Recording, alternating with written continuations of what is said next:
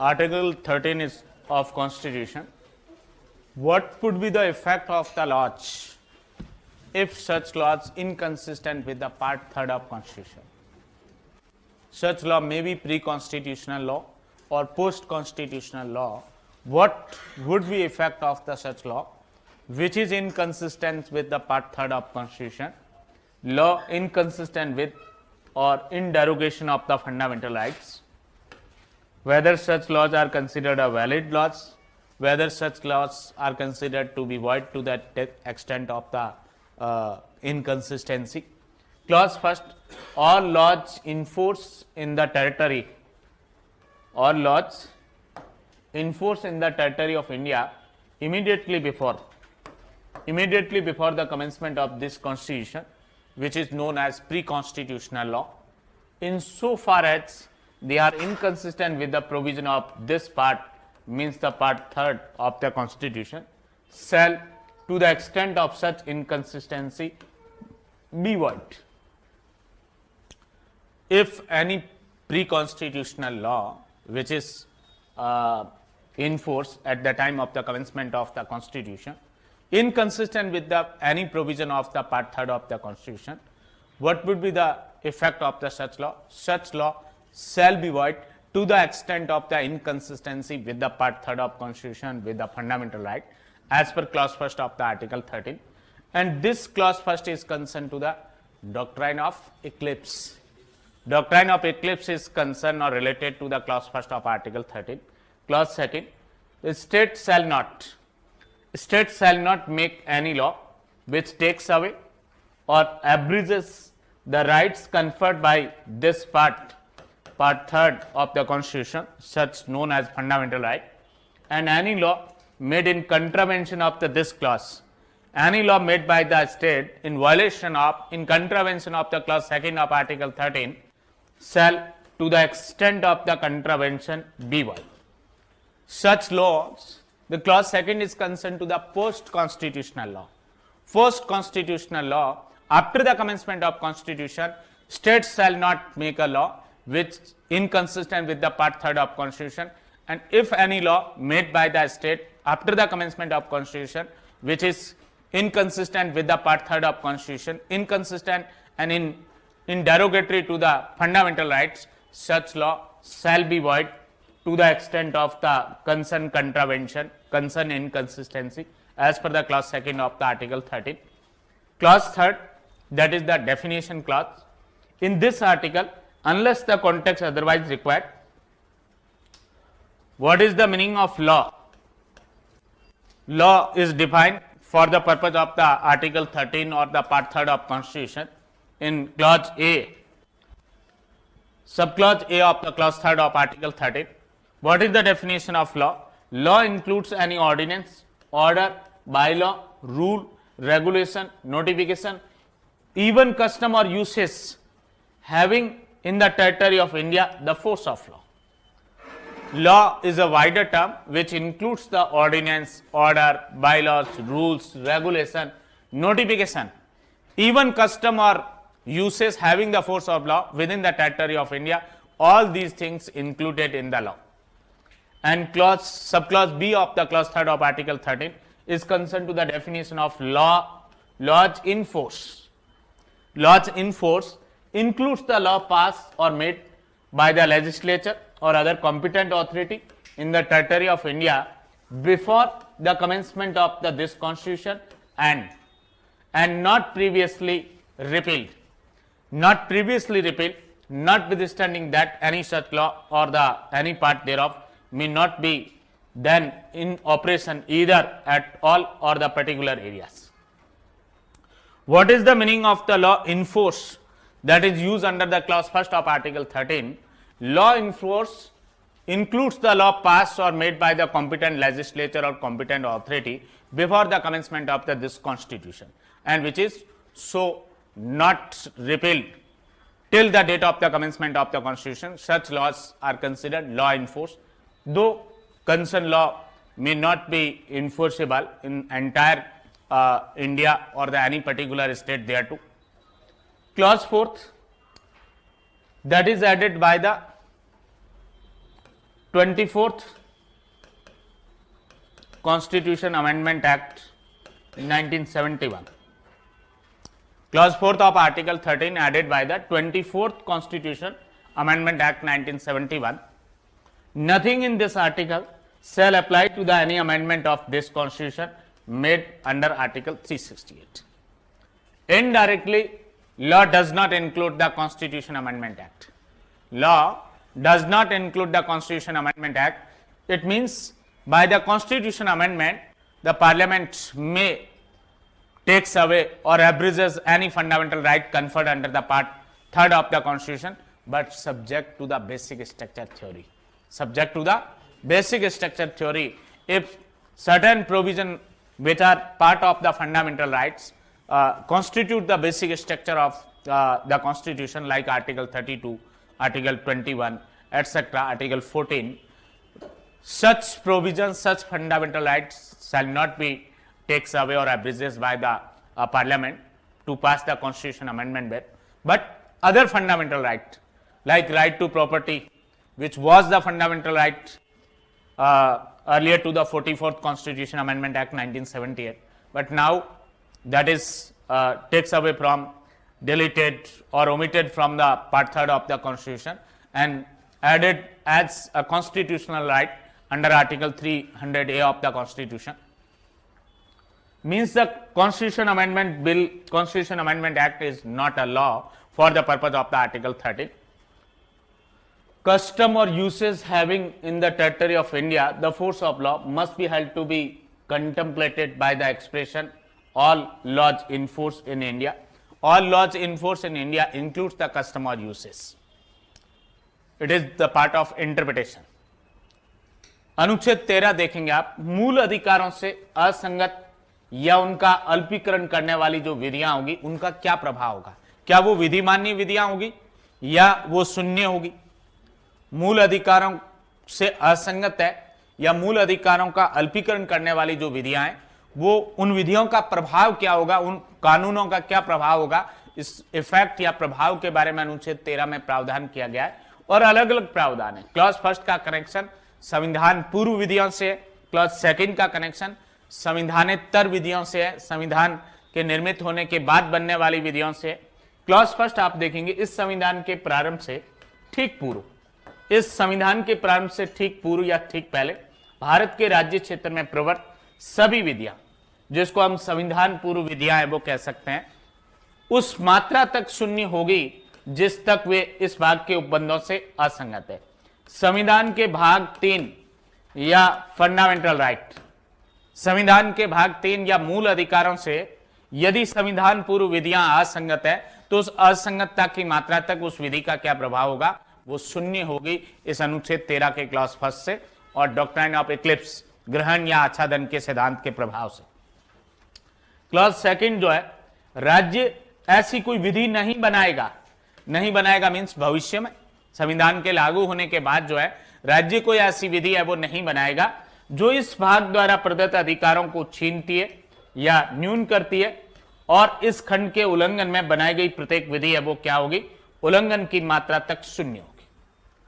संविधान के लागू होने के बाद स्टेट, जो आपने आर्टिकल 12 में स्टेट की डेफिनेशन पढ़ी है, उसमें कवर होने वाली authority parliament, state legislature, government of India, state government, local authority, other authority etcetera, ऐसी कोई भी विधि नहीं बनाएगा जो मूल अधिकारों को छीनती हो, मूल अधिकारों को कम करती हो।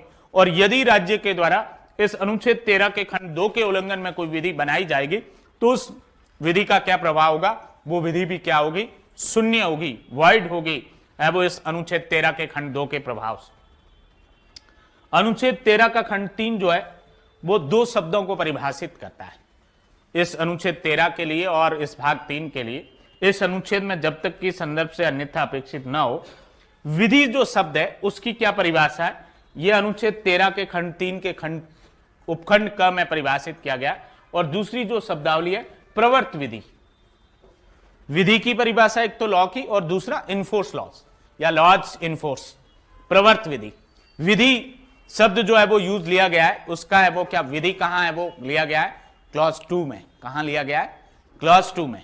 खंड 2 के अंदर लिखा हुआ है कि राज्य ऐसी कोई विधि नहीं बनाएगा, ऐसा कोई लॉ नहीं बनाएगा। उस लॉ शब्द का क्या मतलब है, ये अनुच्छेद 13 के खंड 3 के उपखंड क में समझाया गया है। विधि के अंतर्गत भारत के राज्य क्षेत्र में विधि का बल रखने वाला कोई अध्यादेश, कोई आदेश, कोई उपविधि, कोई नियम, कोई विनियम और अधिसूचना और रूढ़ि या प्रथा। विधि शब्द का वाइडर मीनिंग है, विधि के अंतर्गत विधि का बल रखने वाला अध्यादेश, विधि का बल रखने वाला कोई आदेश, विधि का बल रखने वाली कोई उपविधि, विधि का बल रखने वाला कोई नियम या विनियम और विधि का बल रखने वाली कोई अधिसूचना सेंट्रल गवर्नमेंट, स्टेट गवर्नमेंट आदि के द्वारा जारी की गई। इवन विधि का बल रखने वाली कोई रूढ़ि या प्रथा भी है, वो क्या है, विधि शब्द के अंतर्गत शामिल है। बट केस लॉज जो है ये इंटरप्रिटेशन का पार्ट है। केस लॉज निर्णय विधि जो है वो विधि शब्द में है, वो कवर नहीं होती है, परंतु पर्सनल लॉज जो है ये विधि शब्द में है, वो शामिल है। हिंदू लॉज, मुस्लिम लॉ वगैरह जो पर्सनल लॉज है ये विधि शब्द में कवर होंगे, ऐसा इंटरप्रिटेशन में आप देखेंगे। ट्रिपल तलाक जो है उनको पार्ट 3 से इनकंसिस्टेंट होने के कारण अनकॉन्स्टिट्यूशनल है, वो डिक्लेयर कर दिया गया।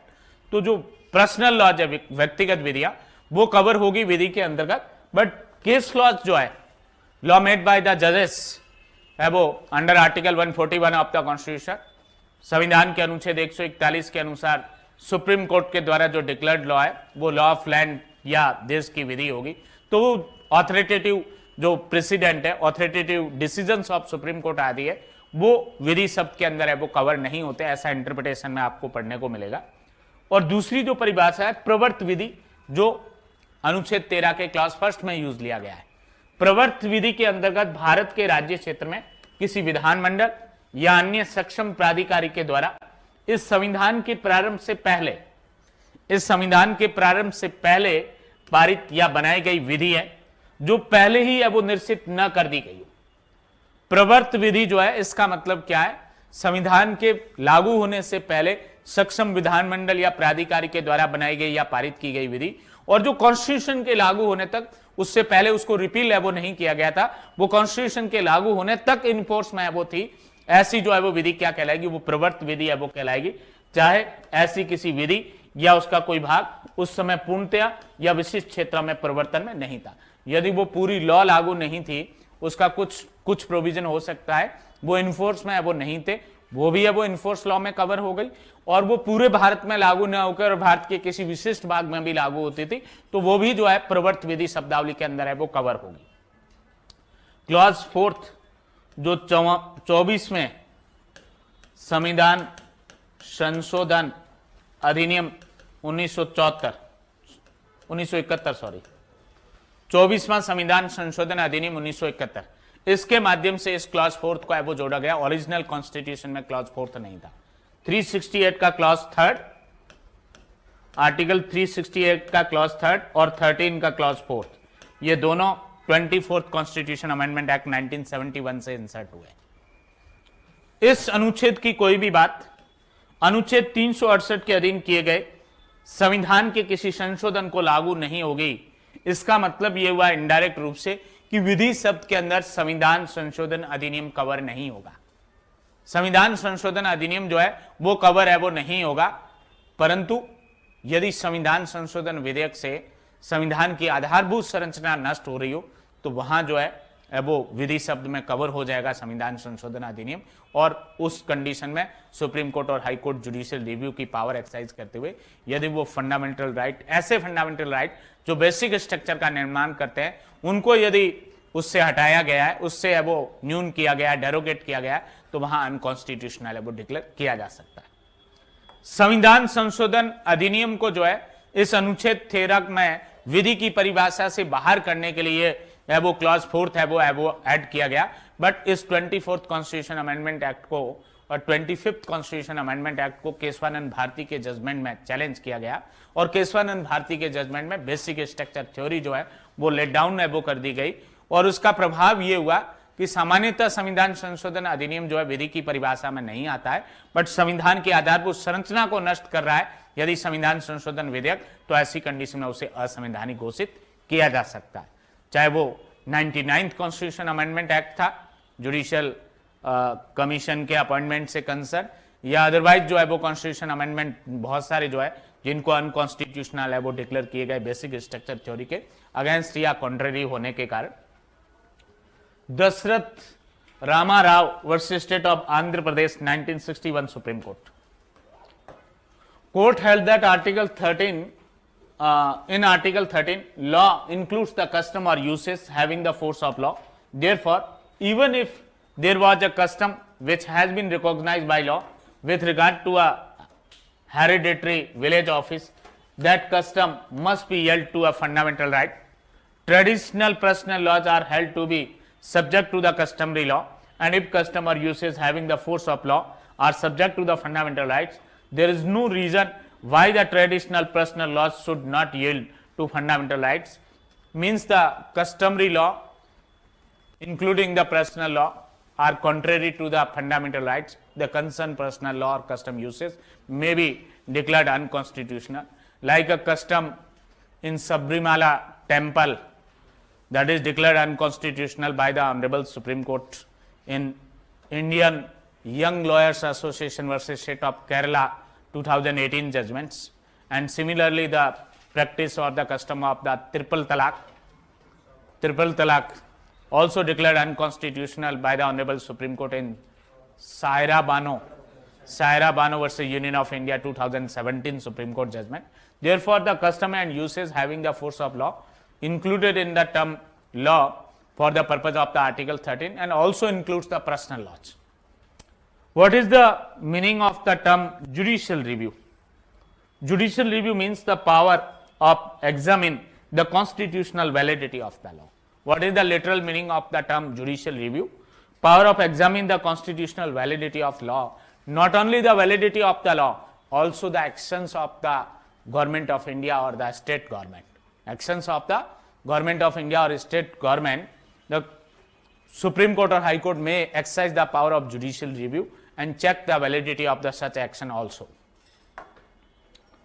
न्यायिक पुनरावलोकन जो है ये विधि के शासन और न्यायपालिका की स्वतंत्रता का आवश्यक तत्व है. Judicial review is the essential ingredients of the rule of law and the independence of judiciary. Essential ingredient of the rule of law and the independence of judiciary.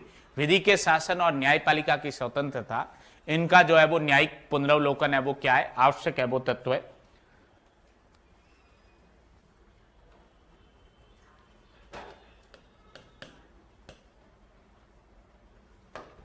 संविधान के प्रारंभ के पश्चात निर्मित और पारित की गई विधियां जो संविधान के भाग 3 में प्रदत्त मूल अधिकारों को छीनती है, न्यून करती है या उल्लंघन करती है, ऐसी विधियां हैं वो क्या है, एब इनिशियो वाइड है, वो प्रारंभतः शून्य है. ये आर्टिकल 13 के क्लॉज 2 का जो है वो इंटरप्रिटेशन है. और ये कुछ बातें जो है वो जुडिशियल रिव्यू से ही कंसर्न है. जुडिशियल रिव्यू की प्रवृत्ति जो है वो न्यायपालिका को उत्तम विधानमंडल की पंक्ति की ओर ले जाता है. इसका क्षेत्र विधि द्वारा स्थापित प्रक्रिया पर महत्व देने तक सीमित है, बजाय कि विधि द्वारा सम्यक प्रक्रिया पर. और इसमें विधायी अधिनियमिति के कार्यपालक प्रवर्तन के पुनरावलोकन की न्यायिक सक्षमता भी शामिल है. केवल जो है वो लेजिस्लेटिव बॉडी के द्वारा पारित विधियां ही नहीं, इवन जो कार्यपालिका है, कार्यपालिका के द्वारा बनाए जाने वाले जो रूल्स है, रेगुलेशंस है, डेलीगेट पावर के अंदर, या कोई नोटिफिकेशंस है, ऑर्डर्स है जो कार्यपालिका के द्वारा है वो दिए जाते हैं, उनकी संवैधानिकता की जांच भी न्यायिक पुनरावलोकन के अंदर है वो की जा सकती है. और ये जुडिशियल रिव्यू जो है वो फेडरल स्ट्रक्चर, संघात्मक जो व्यवस्था है उसके लिए भी डिजायरेबल है, अपरिहार्य है, एसेंशियल्स है. ये सब जुडिशियल रिव्यू के कुछ वो फीचर्स जो है, उसके वो कैरेक्टरिस्टिक्स जो है, लक्षण है वो क्या है. ऐसा एक आध बार प्रीलिम्स में क्वेश्चन पूछा गया था, व्हाट इज अ करेक्ट और true in respect of the power of judicial review. न्यायिक पुनरावलोकन की शक्ति के बारे में निम्न में से कौन सा कथन सत्य है. तो ये सभी दे रखे थे और लास्ट में ऑल ऑफ द अबव है वो दे रखा था, वो है वो करेक्ट है वो कंसीडर किया गया. Golaknath versus state of Punjab 1967 supreme court. इस केस लॉ में न्यायमूर्ति सुब्बा राव जो थे उन्होंने ये कहा कि अनुच्छेद 13 के खंड 2 में संविधान निर्माताओं ने न्यायिक पुनरावलोकन को एक वार्निंग या चेतावनी के रूप में डाला है. Honourable justice Subba Rao said that in article 13 clause 2 judicial review is inserted by the constitutional framers as warning. Insert as warning. ये जो है 13(2) के अंदर न्यायिक पुनरावलोकन को एक चेतावनी के रूप में डाला, एक वार्निंग के रूप में डाला है कि यदि तुम इस क्लॉज का वॉयलेशन करके और लॉ बनाओगे तो उस लॉ को क्या डिक्लेयर कर दिया जाएगा, जुडिशियल रिव्यू की पावर को एक्सरसाइज करते हुए नल एंड वॉइड डिक्लेयर कर दिया जाएगा, अनकॉन्स्टिट्यूशनल एंड इनवैलिड डिक्लेयर कर दिया जाएगा। इस वार्निंग के रूप में, इस चेतावनी के रूप में जो है ये डाला गया। ये उनका एक स्टेटमेंट है, कथन है। कभी कभी इसमें भी प्रश्न पूछ लेते हैं कि ये स्टेटमेंट किसने दिया था या कौन से केस लॉ में वो दिया था। तो ये IC Golaknath versus state of Punjab के जजमेंट में दिया था और ये स्पेसिफिक जो है वो स्टेटमेंट है वो ऑनरेबल जस्टिस सुब्बा राव है, वो माननीय न्यायमूर्ति सुब्बा राव ने ऐसी बात जो है जुडिशियल रिव्यू के बारे में वो कही थी।